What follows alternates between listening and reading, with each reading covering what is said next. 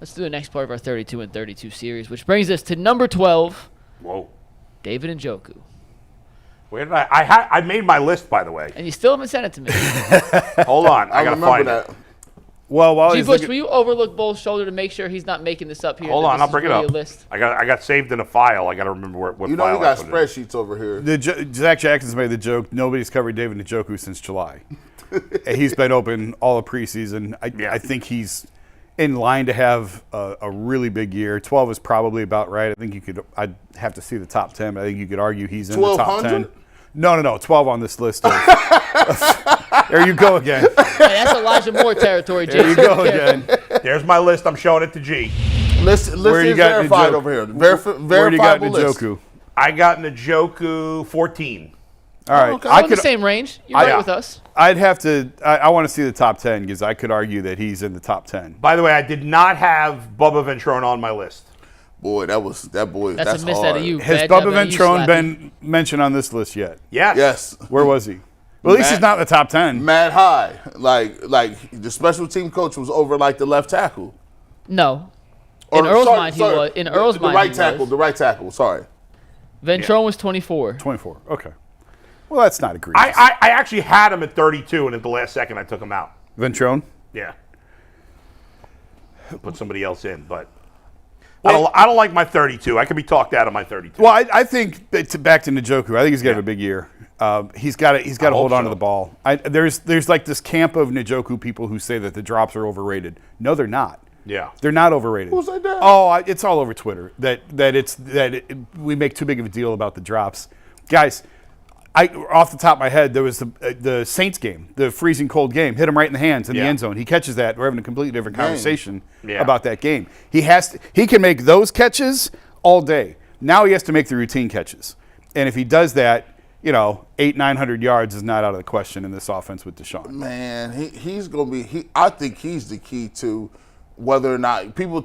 He's the red zone target, not Elijah Moore. Yeah, like he's the key to whether or not we sit here talking about Deshaun Watson. Like, oh, he really throwing the ball, like because that's the cog and piece that people haven't really accounted for. Yeah. And Kevin Stefanski knows what to do with tight ends, man. I mean, he schemes them open. There's no reason David Njoku has the physical talent to be in that second group of tight ends. Obviously you got Kelsey and Kittle and Andrews. He has the physical talent to be in that group. You're probably right. I was going to say, but at the very least, he should be there with the Hawkinsons. Yes. And maybe Evan Engram and those guys in that second tier. And he's not. He's still a tier below those guys. He needs to get up at the very least to that second tier this year. Kelsey would tell you, if you looked at Kelsey and you just put him on, take your clothes off, pause.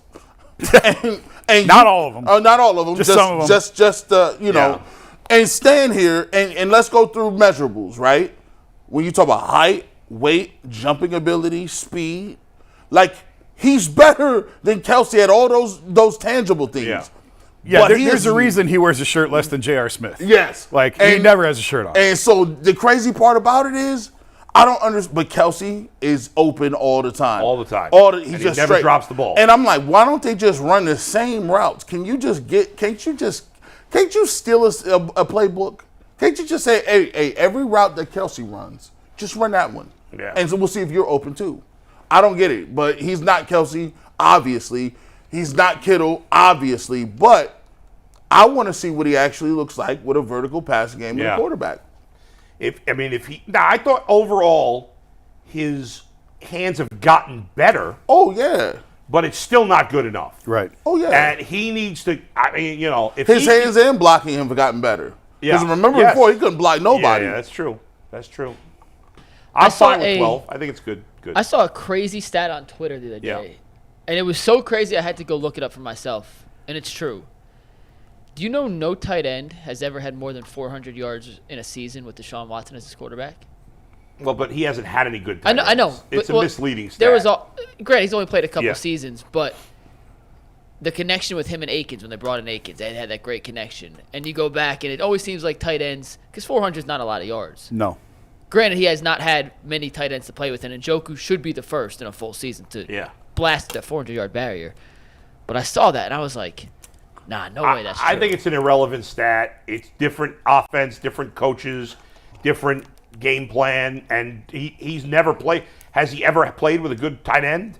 Have any of those tight ends he played with put up big numbers anywhere else?